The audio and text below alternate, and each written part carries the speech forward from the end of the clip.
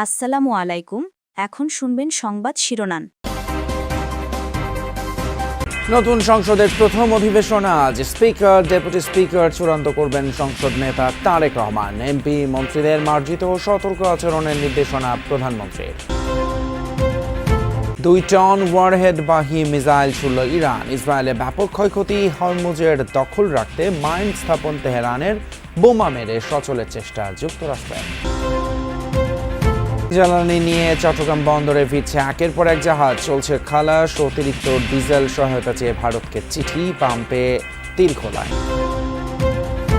আসসালামু আলাইকুম। এতক্ষণ দেখছিলেন সংবাদ শিরোনাম, এখন দেখবেন বিস্তারিত। শুরুতে সভাপতি পদ শূন্য রেখেই কাল সকাল 11টায় বসতে যাচ্ছে ত্রয়োদশ জাতীয় সংসদের প্রথম অধিবেশন। প্রধানমন্ত্রীর পক্ষ থেকে সভাপতির নাম প্রস্তাবের পর তা চূড়ান্ত হবে। সংসদের সভাপতির সভাপতিত্বেই নির্ধারিত হবে স্পিকার এবং ডেপুটি স্পিকার। রাষ্ট্রপতি শপথ পড়াবেন তাদের। সরকার দলীয় সংসদীয় দলের সভা শেষে এসব কথা জানিয়েছেন চিফ হুইপ নুরুল ইসলাম মনি। স্থানীয় সরকার মন্ত্রী মির্জা ফখরুল ইসলাম আলমগীর জানান, সংসদ নেতাই সুপারিশ করবেন স্পিকার ও সভাপতির নাম। সকালে সংসদে সরকারি দলের সংসদীয় দলের সভায় এসব সিদ্ধান্ত হয়। ত্রয়োদশ জাতীয় সংসদ অধিবেশন শুরুর আগের দিন অনুষ্ঠিত হল সরকার দলীয় সংসদীয় কমিটির সভা, যেখানে সভাপতিত্ব করেন সংসদ নেতা ও প্রধানমন্ত্রী তারেক রহমান। সকাল 11টায় শুরু হয়ে এই সভা শেষ হয় দুপুর 1টায়, যেখানে বিএনপি দলীয় সংসদ সদস্যদের নানান করণীয় নিয়ে আলোচনা হয়। সংসদ সদস্যদের দায়িত্বশীল মার্জিত আচরণ করার পাশাপাশি গণমাধ্যমের সঙ্গে কথা বলার ক্ষেত্রে সতর্কতার মতো প্রয়োজনীয় দিক নির্দেশনা আসে সংসদ নেতার তরফ থেকে। কার্যপ্রণালী বিধিতে আছে, সংসদ চলার আগের দিন একটা সংসদীয় দলের বৈঠক হয়। সেই বৈঠকে নানা দিকে কেমনে সংসদ চলবে, আমাদের ম্যানিফেস্টো, আমাদের যে কর্মসূচি, আমাদের যে স্বপ্ন, এটা বাস্তবায়ন করার জন্য সবার ভূমিকা দায়িত্ব মুখে বললে হবে। সংসদ অধিবেশনে আমাদের যে কার্যক্রম সেসব নিয়ে আমাদের একটা ধারণা দেওয়া হয়েছে এবং মাননীয় প্রধানমন্ত্রী এবং সংসদ নেতার উপরে স্পিকার, ডেপুটি স্পিকার ইত্যাদি নিয়োগের সর্বসম্মতির সিদ্ধান্ত হয়েছে। সংসদীয় কমিটির এই সভায় স্পিকার, ডেপুটি স্পিকার ও সভাপতি নির্ধারণে ভার দেওয়া হয় সংসদ নেতা ও প্রধানমন্ত্রী তারেক রহমানকে। পার্লামেন্টারি পার্টির বৈঠক যা হয় বিভিন্ন বিষয় নিয়ে, সংসদ শুরু হচ্ছে, তো সেই সব বিষয় নিয়ে একই সঙ্গে আমরা পার্লামেন্টের সব দায়িত্ব নিয়ে আলোচনা হয়েছে। স্পিকার এবং ডেপুটি স্পিকারকে শপথ গ্রহণ করাবেন রাষ্ট্রপতি। এরপরে আবার অধিবেশন বসবে। সেই অধিবেশনে প্রথমে সভাপতিমণ্ডলীর প্যানেল ঘোষণা করা হবে, তারপরে সুপ্রস্তাব আসবে, সুপ্রস্তাবের উপর আলোচনা হবে, তারপরে সংসদে যে সমস্ত অর্ডিন্যান্সগুলো প্লেস করার কথা, উত্থাপন করার কথা 133টি অধ্যাদেশ আইনমন্ত্রী উত্থাপন করবেন এবং এরপরে রাষ্ট্রপতির ভাষণ হবে। তার আগে সংসদের কয়েকটি কমিটি নির্বাচিত হয়। সংসদীয় কমিটি বৈঠক শেষে সংসদ ভবনের এলডি হলে সংবাদ সম্মেলনে চিফ হুইপ মোহাম্মদ নুরুল ইসলাম সংসদে বিরোধী দলের গঠনমূলক ভূমিকা ও সহযোগিতার প্রত্যাশা করেন। যেহেতু পুরনো স্পিকার নাই, ডেপুটি স্পিকার নাই, আমরা সংসদে একটা খালি চেয়ার দিয়ে শুরু করব। মাননীয় প্রধানমন্ত্রী, আমাদের সংসদ নেতা, তিনি ঘোষণা করবেন এই সভার সভাপতিত্ব করার জন্য কোনো একজন জ্যেষ্ঠ নেতাকে। সেই সভায় আমরা মাননীয় স্পিকার এবং ডেপুটি স্পিকার নির্বাচিত করব।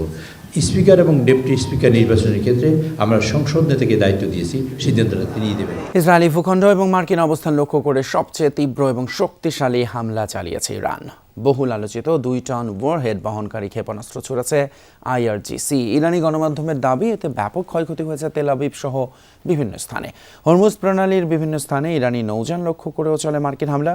অঞ্চলটিতে 16টি মাইন বিছানোর জাহাজ ধ্বংসের দাবি করেছে মার্কিন সেন্ট্রাল কমান্ড। 2 টন ওয়ারহেডবাহী মিসাইল ছোড়া হচ্ছে ইসরায়েলি ভূখণ্ড এবং মার্কিন অবস্থানে।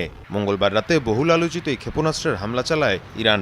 দেশটির রাষ্ট্রীয় গণমাধ্যমের পাশাপাশি আন্তর্জাতিক বিভিন্ন গণমাধ্যমে প্রকাশিত ভিডিওতে দেখা যায় এসব ক্ষেপণাস্ত্র ভয়াবহ ধ্বংসযজ্ঞ সৃষ্টি করে তেল আবিব সহ ইসরায়েলের বিভিন্ন এলাকায়। বাণিজ্যিক, আবাসিক সহ বিভিন্ন স্থাপনায় আঘাত হানে এসব মিসাইল।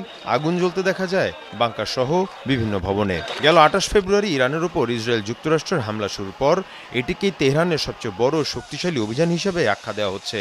তেল আবিবের পাশাপাশি বীর ইয়াকুব এবং পশ্চিম জেরুজালেমেও ব্যাপক ধ্বংসযজ্ঞ হয়। এর পাশাপাশি অব্যাহত আছে আরব দেশগুলো থাকা মার্কিন দূতাবাস এবং ঘাঁটি লক্ষ্য করে হামলা। ইরানের হামলার কারণে আরব আমিরাত এবং ইসরায়েলের কনসুলেট বন্ধ ঘোষণা করেছে অস্ট্রেলিয়া। এদিকে আরব আমিরাতের উপকূল একটি জ্বালানি ট্যাঙ্কারে বিস্ফোরণ হয়েছে। ধারণা করা হচ্ছে ইরানের ছোড়া ড্রোন অথবা মিসাইলের আঘাতে এই বিস্ফোরণ। এ অবস্থায় ইরানি ভূখণ্ডেও হামলার পরিধি বাড়িয়েছে ইসরায়েল যুক্তরাষ্ট্র। তেহরানের মেহরাবাদ বিমানবন্দর লক্ষ্য করে চালানো হয় ক্ষেপণাস্ত্র হামলা। এর পাশাপাশি ইরানের রাজধানীর আবাসিক এলাকাগুলো চলছে ক্ষেপণাস্ত্র এবং বিমান হামলা। এছাড়াও কোম, নাতানজ এবং ইস্পাহানেও ভয়াবহ হামলা চালিয়েছে মার্কিন বাহিনী। বিভিন্ন এলাকা সড়ক জুড়ে মরদেহ ছড়িয়ে ছিটিয়ে থাকতে দেখা যায়। এদিকে হরমুজ প্রণালীর বিভিন্ন স্থানে ইরানি নৌযান লক্ষ্য করেও চলে মার্কিন হামলা। অঞ্চলটিতে 16টি মাইন বিছানোর জাহাজ ধ্বংসের দাবি করেছে মার্কিন সেন্ট্রাল কমান্ড। এর পাশাপাশি ইরানের ড্রোন এবং মিসাইল লঞ্চিং প্যাডেও হামলা চালায় ইসরায়েল। বিমান থেকে ছোড়া হয় একের পর এক ক্ষেপণাস্ত্র। অন্যদিকে ইরানের সাথে চলমান যুদ্ধ শিগগিরই শেষ করার ইঙ্গিত আবারও দিয়েছেন মার্কিন প্রেসিডেন্ট ডোনাল্ড ট্রাম্প। বুধবার ইসরায়েলি গণমাধ্যম চ্যানেল 12কে দেয়া এক সাক্ষাৎকারে কথা জানান মার্কিন প্রেসিডেন্ট, যার বরাতেই তথ্য নিশ্চিত করেছে কাতার ভিত্তিক সংবাদ মাধ্যম আল জাজিরা। ট্রাম্প জানিয়েছেন, ইরানের ধ্বংস করার মতো আর কিছুই বাকি নেই। লড়াই থামানো কিংবা চালিয়ে যাওয়া দুটি এখন নির্ভর করবে তার ইচ্ছের উপর। অন্যদিকে ইসরায়েলি আরেক সংবাদ মাধ্যম টাইমস অফ ইসরায়েলকে দেয়া এক সাক্ষাৎকারে দেশটির প্রতিরক্ষা মন্ত্রী ইসরায়েল কাটজ জানিয়েছেন, লক্ষ্যে পৌঁছে বিজয় নিশ্চিত না হওয়া পর্যন্ত যুদ্ধ চলমান থাকবে। সরকার জ্বালানি সরবরাহ স্বাভাবিক বললেও রাজধানীর বেশ কয়েকটি ফিলিং স্টেশন তেল সংকটে বন্ধ রয়েছে। তেল না থাকায় প্রায় 2 দিন ধরে বন্ধ রয়েছে কয়েকটি ফিলিং স্টেশন।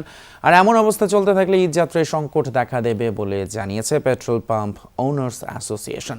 পাম্পগুলোতে ব্যাপক নিরাপত্তা সংকট তৈরি হয়েছে বলেও দাবি তাদের। এদিকে চট্টগ্রাম বন্দর সীমানায় 6টি জাহাজ থেকে বুধবার জ্বালানি খালাস হয়। রাতে হাইস্ট হলে 12টা থেকে 12:30 ভিতরে ফুয়েল শেষ হয়ে যায়।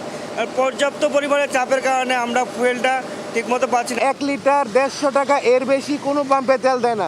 সিরিয়ালে আমরা তেল পাই নাই, তেল আনা অনেকে। আজকে তেল আনবো এই আপনার ইফতারের পর। মোটরসাইকেলে যে বিভাজন করছে, এইটা ভাই আমাদের পক্ষে নিয়ন্ত্রণ করা সম্ভব হয় না। হয় সবাই 5 লিটার করে দেন, আর না হলে 400 টাকা করে দেন, সবাই নাহলে 300 টাকা করে দেন। সবাই একই ফিগার রাখতে হবে। আপৎকালীন সময়ের জন্য ভারতের কাছ থেকে অতিরিক্ত ডিজেল চেয়ে চিঠি দিয়েছে বাংলাদেশ। বুধবার সচিবালয়ে বিদ্যুৎ এবং জ্বালানি মন্ত্রী, প্রতিমন্ত্রীর সাথে ভারতীয় হাইকমিশনারের বৈঠকে চিঠি হস্তান্তর করা হয়। মন্ত্রী ইকবাল হাসান মাহমুদ বলেন, চাহিদা অনুযায়ী কতটা দিতে পারবে ভারত সেই সিদ্ধান্ত তারা নেবে। ভারতীয় হাইকমিশনার বলেন, বিষয়টি তার দেশের সর্বোচ্চ পর্যায়ে জানানো হবে। আপৎকালীন অবস্থার জন্য আমরা বলছি যে আমাদের একটু তেল বাড়ায় দেওয়ার জন্য। এখন তারা ডিসাইড করে কতখানি বাড়াবে। দুই দেশের জ্বালানি সম্পর্ককে আরও শক্তিশালী করার বিষয় নিয়ে আলোচনা হয়েছে। আনুষ্ঠানিকভাবে ভারতের কাছে বাড়তি জ্বালানি সহযোগিতা চেয়েছে বাংলাদেশ। বিষয়টি বিবেচনার জন্য সরকারকে জানানো হবে। গাজীপুরের শ্রীপুরে বৈদ্যুতিক ট্রান্সফরমার বিস্ফোরণ থেকে আগুন ছড়িয়ে 3 পথচারী দগ্ধ হয়েছেন। বুধবার রাতে শ্রীপুরের মাওনা চৌরাস্তায় আব্দুল শাহিদ সুপার ভিউয়ের সামনে বৈদ্যুতিক খুঁটি ট্রান্সফরমারে বিস্ফোরণ হয়। এতে সৃষ্ট আগুন আশেপাশে ছড়িয়ে পড়লে পথচারী দগ্ধ হন 3 জন। আগুন পাশের ভবনেও ছড়ায়। শ্রীপুর ফায়ার সার্ভিসের 2টি ইউনিট 8 ঘন্টা চেষ্টায় আগুন নিয়ন্ত্রণে আনে। দগ্ধ 3 জনকে উদ্ধার করে প্রথমে স্থানীয় আলহেরা হাসপাতালে নেওয়া হয়, পরে ঢাকায় রেফার করা হয় তাদের।